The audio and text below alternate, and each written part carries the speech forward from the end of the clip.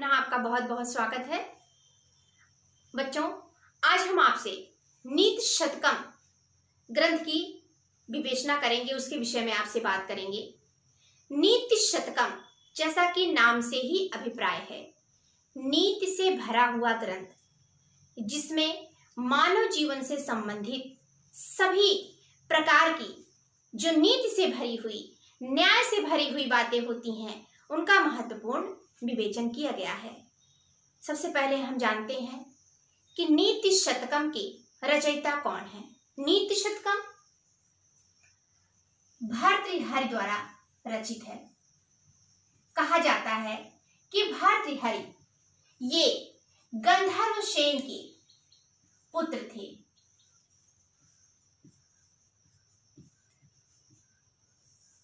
राजा भर्तृहरि के राजा विक्रमादित्य सौतेले छोटे भाई थे, अर्थात भर्तृहरि भी राजा थे जो कि ज्येष्ठ थे।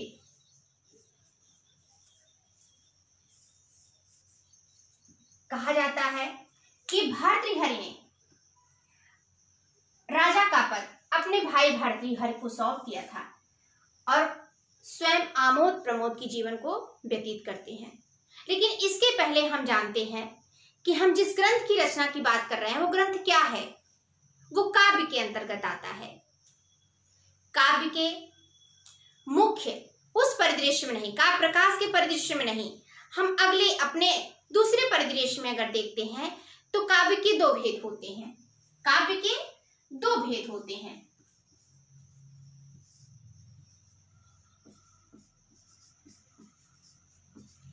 पहला भेद होता है दृश्य काव्य, दूसरा भेद होता है श्रव्य काव्य। श्रव्य काव्य के भी दो भेद होते हैं।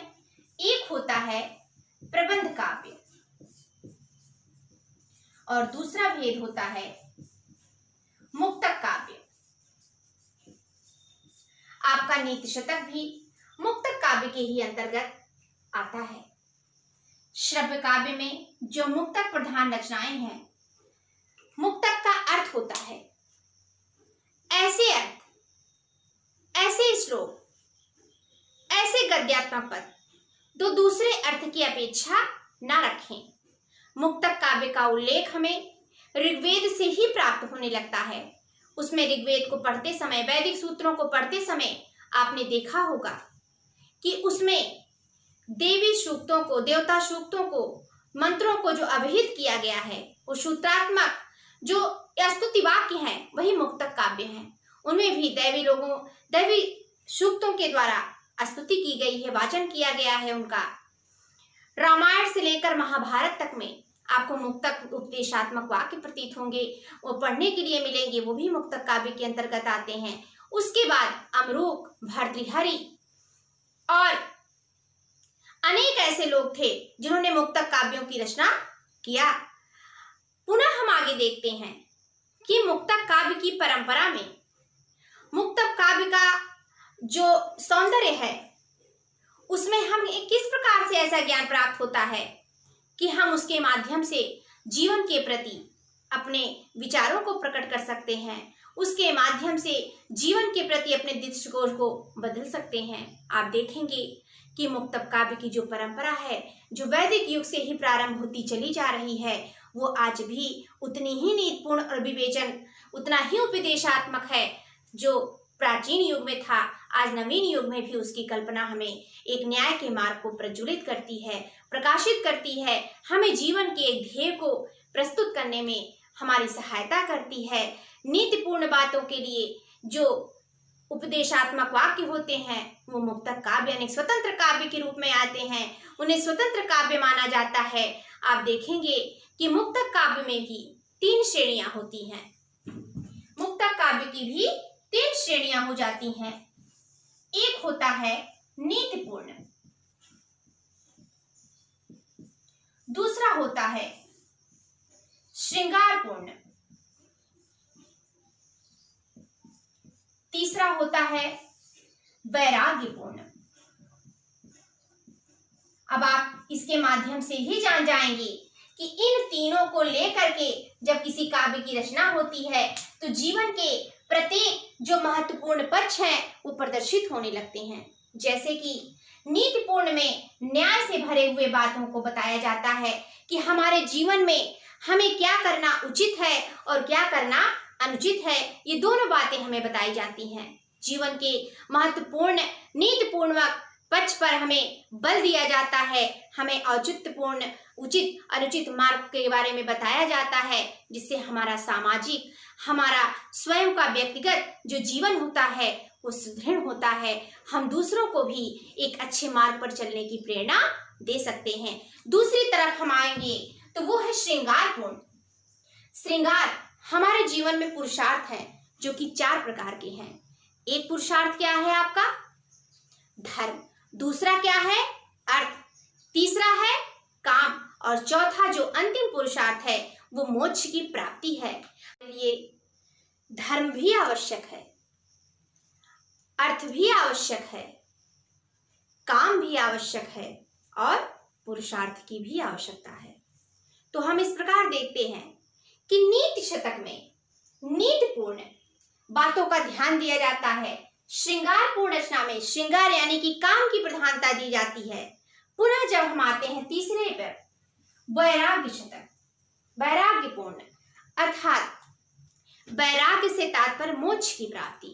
वैराग्य से तात्पर्य होता है कि जीवन की जो सौंदर्य परक वातावरण है, सौंदर्य परक जो परिस्थितियां हैं, जो धर्म है, धर्म तो वैराग्य में रहता ही है, लेकिन अर्थ और काम, इन दोनों बातों को हम परे रख देते हैं, उससे हटा देते हैं और अपने जीवन को एक नई दिशा प्रदान करने के लिए कि मैंने अपने जीवन का ध्येय पूर्ण कर लिया है, अब मेरे जीवन का एकमात्र ध्येय है और वो है पुरुषार्थ, अर्थात मोक्ष की प्राप्ति। मैं तप के माध्यम से या धर्म के माध्यम से ईश्वर की प्राप्ति करूं, उसका स्मरण करूं, जिससे मेरे जीवन में किए गए सारे पाप कर्मों से मुझे मुक्ति मिल जाए।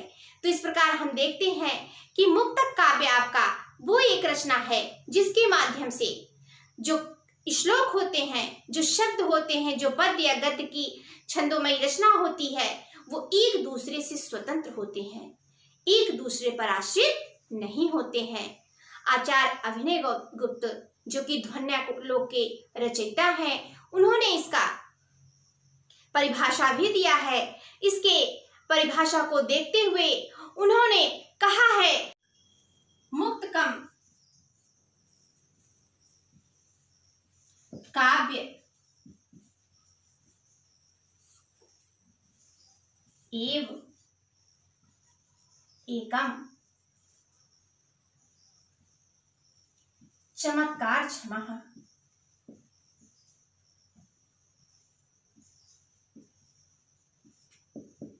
अन्यापेक्ष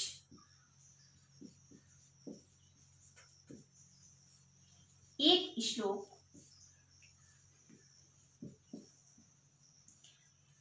निबद्ध।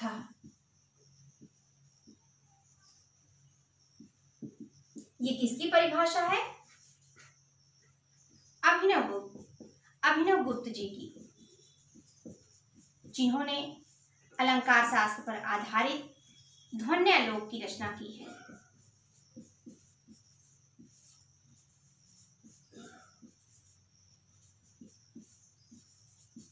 क्या कहा इन्होंने? मुक्तकम काव्यम एव एकम चमत्कार क्षमा अन्यपेक्ष एक श्लोक निबद्धा। क्षमा के साथ इन्होंने सताम पद को भी जोड़ा है। क्या कहा इन्होंने? मुक्तकम काव्य एव एकम चमत्कार क्षमा सताम अन्यपेक्ष एक श्लोक निबद्धा। अर्थात मुक्तक काव्य वह काव्य है जिसे अन्य अर्थों की अपेक्षा नहीं होती, वो एक श्लोक में ही निबद्ध होकर के अपने संपूर्ण काव्यत्व की, अपने संपूर्ण अर्थ की प्राप्ति कर लेता है।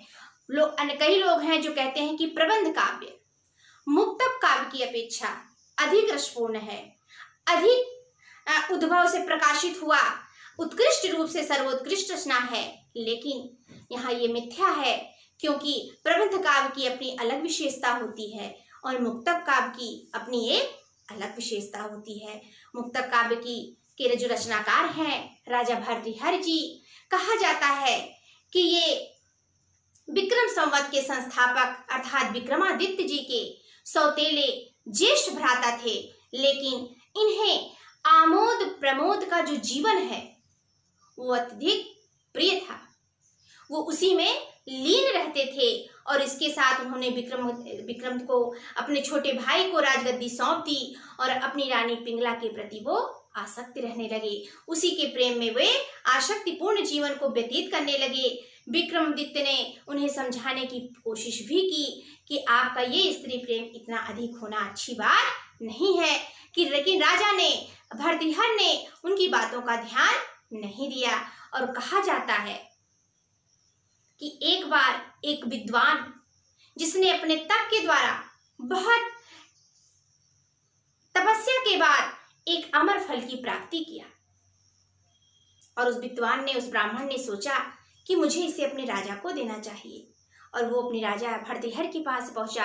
उसने कहा कि महाराज, इस अमर फल को खा करके आप चिर यौवन की प्राप्ति कर सकते हैं, बहुत लंबे जीवन तक आप यौवन की प्राप्ति में लीन रह सकते हैं, आपको जल्दी वृद्धावस्था की प्राप्ति नहीं होगी, या कहा जा सकता कि आपको वृद्धावस्था छुएगा भी नहीं। और देखिए, राजा को अपनी रानी पिंगला से इतना अधिक प्रेम था कि उन्होंने सोचा कि मैं इस फल को क्या करूंगा, इसे तो मुझे अपनी रानी को देना चाहिए, क्योंकि वो अधिक सौंदर्यशालिनी है और इस फल को खाकर उसका सौंदर्य बना रहेगा। और ऐसा सोच करके वो पहुंच जाते हैं रानी पिंगला के पास और उसे उस फल को प्रदान कर देते हैं। लेकिन रानी पिंगला भी राजा के गुप्त मंत्री से, राजा का जो एक मंत्री था, उसे गुप्त प्रेम करती थी, जिसका राजा को भी पता नहीं था। लेकिन उनके छोटे भाई विक्रमादित्य इस बात को जानते थे और उन्होंने उन्हें समझाने की कोशिश भी की, लेकिन राजा भर्तृहरि ने क्रोध में आकर के उन्हें महल से बाहर निकाल दिया था। और रानी पिंगला ने उस अमर फल को अपने उसी मंत्री को दे दिया जिससे वो प्रेम करती थी। अब यहाँ भी आप देखिए कि वो मंत्री रानी पिंगला से प्रेम ना करके एक गणिका के प्रेम में व्यथित था, एक गणिका के प्रेम में एक निष्ठ था, और उसने उस गणिका को ले जाकर के उस उस अमर फल की प्राप्ति को करा दिया। कहा जाता है कि वह गणिका तो गणिका थी, लेकिन उसके अंदर जीवन से भरी हुई एक सांसारिक मोह माया से विरक्ति का जो भाव था, उस भाव ने उसके मन में एक अलग तरह की उत्कंठा पैदा की और उसने सोचा कि मैं इस जीवन को लेकर क्या करूंगी, मेरे जीवन में क्या है, सिर्फ धन है और धन के अतिरिक्त और कुछ भी नहीं है। अगर मैं इसको फल सेवन कर लूंगी तो मुझे फिर चिर यौवन की प्राप्ति होगी और पता नहीं कितने जन्मों तक, कितने लंबे समय तक मुझे इस पाप का भागीदार बनना पड़ेगा। इस फल की प्राप्ति तो राजा को करनी चाहिए, क्योंकि वो इतना अच्छा राजा है, वो अपनी प्रजा का इतना ध्यान रखते हैं, तो मुझे ये फल उन्हें ही प्रदान करना चाहिए। और ऐसा सोच करके वह राजा भर्तृहरि के समीप पहुंचती है और उस फल को प्रदान करके कहती है कि महाराज, इस फल का मेरे जीवन में कोई औचित्य नहीं है, यह फल तो आपको खाना चाहिए, जिससे आप अपनी प्रजा का पालन पोषण बहुत ही अच्छे ढंग से कर सकें। जीवन की सत्यता को, जीवन की एक जो प्रतिबद्धता है, एक अकाट्य सत्य है, उसको आप यहाँ देखिए, वो आपको यहाँ देखने को मिलेगा कि राजा अपनी रानी से प्रेम करता है, उसके प्रति आसक्त है, और रानी उस मंत्री उस गणिका के प्रेम में है, और गणिका का जो प्रेम है वो अथाह गहराइयों से युक्त है, जिसमें अपने जीवन के प्रति कोई स्वार्थ नहीं है, वो निस्वार्थ है। वो राजा के प्रति प्रेम में भरी हुई है और वो राजा को फल देती है। और जब राजा उस फल को देखता है तो उसके से सारे रहस्यों का पता चल जाता है और वह अपने भाई को पुनः राज्य में वापस लाते हैं और कहते हैं कि आप, हे मेरे लघु भ्राता, इस जीवन की निस्सारता का जो ज्ञान था अब वो मुझे प्राप्त हो चुका है। मेरे इस राज्य के कर्म को सिर्फ देखने में आप सक्षम हैं, क्योंकि अब मेरा जो जीवन है वो उदासीन हो चुका है। मुझे सिर्फ अब ईश्वर का भजन करना है, अपने अंदर छुपी हुई विद्युता को प्रकाशित करना है। मुझे इस ऐश्वर्यपूर्ण जीवन की कोई आवश्यकता नहीं है। और कहा जाता है कि जब वो निकलने लगते हैं तो वो एक श्लोक कहते हैं, और श्लोक का आशय है, पहले आप इस श्लोक को देखिए कि वो कौन से श्लोक के द्वारा अपने महल को छोड़ते हैं। वो कहते हैं, याम चिंतयामि सत्यम मयि सा विरक्ता।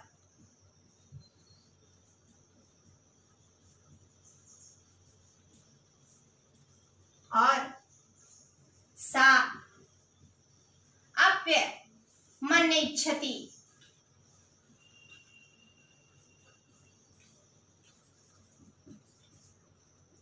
जन्म। जिसके प्रति मैं इच्छा कर रहा हूं, सा जनो अन्य सप्ताह। अर्थात उनके कहने का तात्पर्य है कि देखिए, जिसके प्रति लगातार मैं हूं, चिंतित हूं, प्रेम में युक्त हूं, वो मुझसे विरक्त है। वो जिसके प्रेम में है वो उससे विरक्त है। पुनः आगे के श्लोकों में वो और कहते हैं, वो जिसके प्रति वो प्रेम से युक्त है वह देखो मेरे प्रति विरक्त है। तो हम दोनों को ही क्या है, धिक्क है, धिक्कार है। ना वो मुझसे संतुष्ट है, ना मैं उससे संतुष्ट हूँ, और ना वो आने वाले दूसरे व्यक्ति से संतुष्ट है।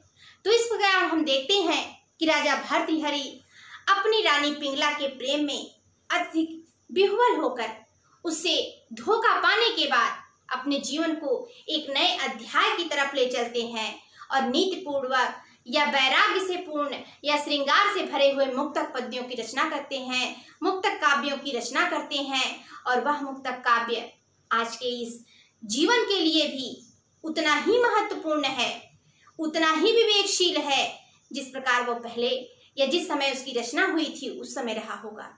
क्योंकि जीवन के लिए नीतिपूर्ण बातों का, श्रृंगारपूर्ण बातों का, वैराग्यपूर्ण बातों का हर तरह से महत्व है। उसके आगे भी हम देखते हैं कि राजा भर्तृहरि का जो समय है ये तृतीय शताब्दी के लगभग लोग मानते हैं।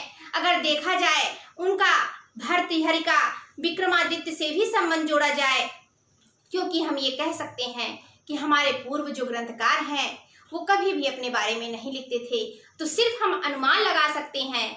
क्योंकि राजा भर्तृहरि के श्लोकों की, उपदेशात्मक वाक्यों की अपने में उदाहरण, चाहे वो मम्मट रहे हों, अप्पय दीक्षित रहे हों, आनंदवर्धन जी रहे हों, सभी लोगों ने दिया है। तो और ये सब छठी शताब्दी ईसा पूर्व के, कोई पहले का था, कोई बाद का था। तो इससे हमें प्रतीत होता है कि प्रथम से लेकर के द्वितीय शताब्दी तक जो इनका समय है, या तृतीय शताब्दी के लगभग हम भर्तृहरि के समय को मानते हैं। उन्होंने अपने काव्य में जीवन के प्रत्येक विषय का वर्णन किया है। अपने जीवन के किसी भी विषय को उन्होंने अछूता नहीं छोड़ा। उन्होंने बताया, उन्होंने कई भागों में उसको बांटा है, जीवन परक महत्वपूर्ण बातों को। जैसे उन्होंने कहा कि नीतिपूर्ण मार्ग की क्या उपयोगिता है।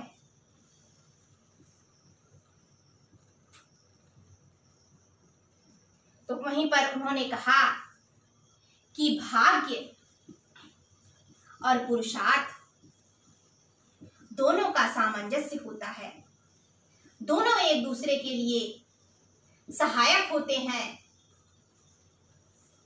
पुनः वो कहते हैं, जीवन में धर्म की, ज्ञान की सर्वोत्कृष्टता क्या होती है।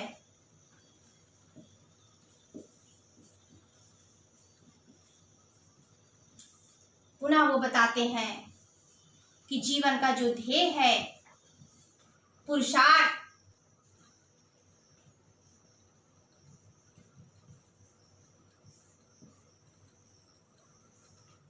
जीवन के लिए उनके कहने का तात्पर्य है कि पुरुषार्थ जो है वो जीवन के लिए अत्यंत ही महत्वपूर्ण है, अत्यंत महत्वपूर्ण है।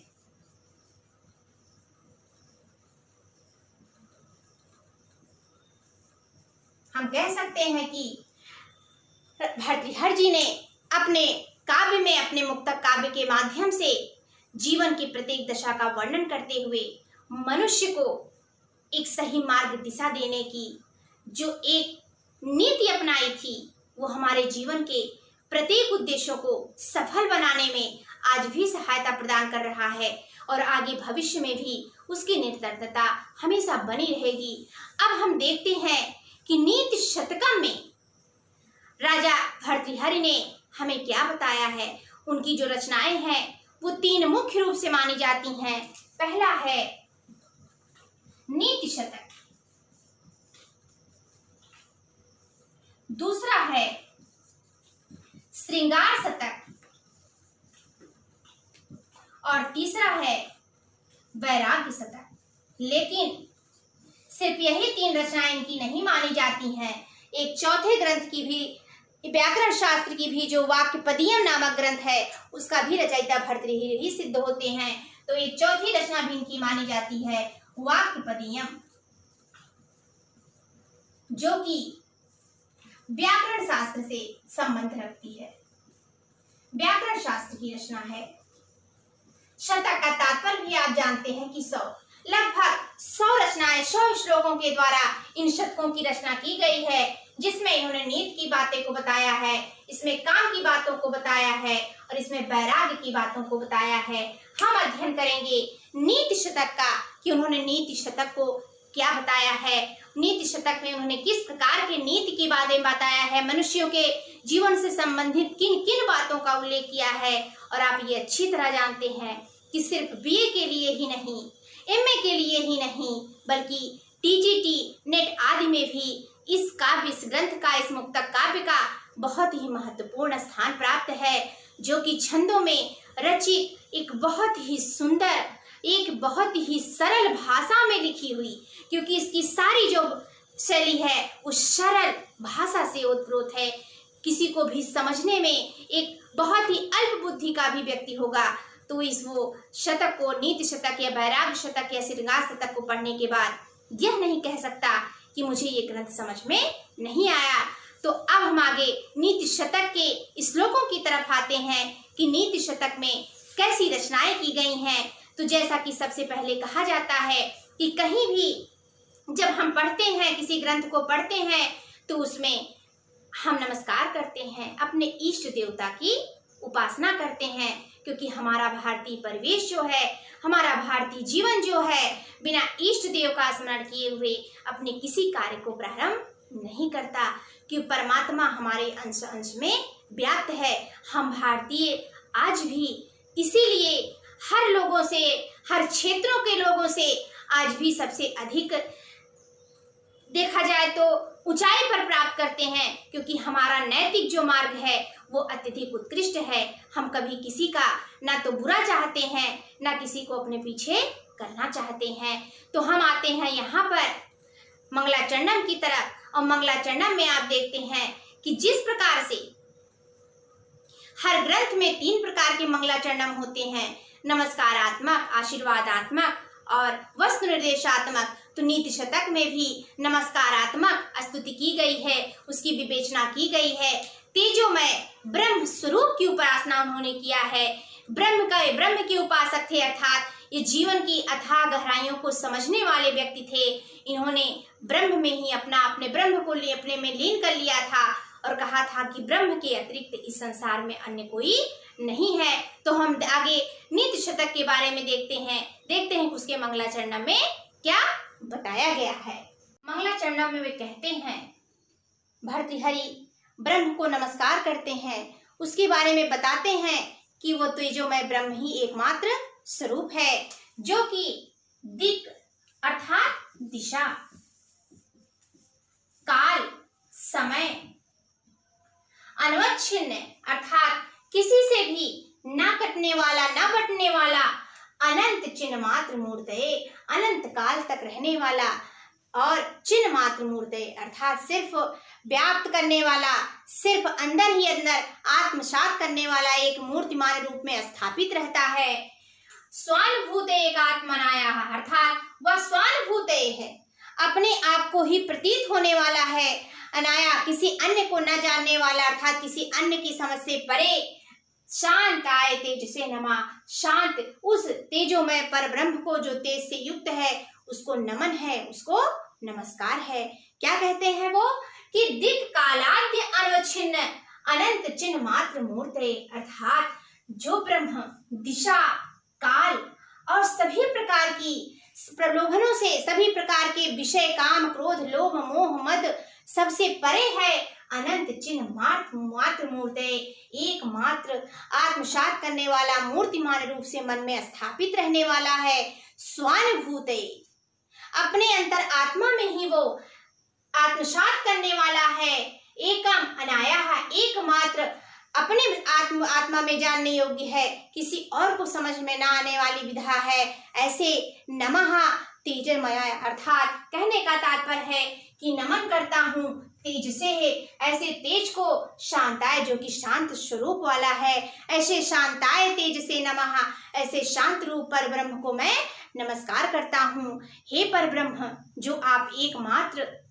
सिर्फ अपने अंदर ही अंदर आत्मसात करने वाले, अपने ही समझ में आने वाले हैं, दिशा काल समय और काम क्रोध लोभ मोह सबसे आप अलग, चिन्ह मात्र मूर्तये अनंतम, अर्थात एकमात्र चिन्हमान मूर्तमान स्थान में स्थापित हैं, सिर्फ अपने ही अंतरात्मा में समाहित करने वाले हैं, ऐसे पर ब्रह्म जो कि शांताएं हैं, आप शांत स्वरूप हैं, तेज से युक्त हैं, नमा हे पर ब्रह्म, आपको मैं नमस्कार करता हूँ। और यह श्लोक अनुष्टुप छंद के द्वारा रचित है।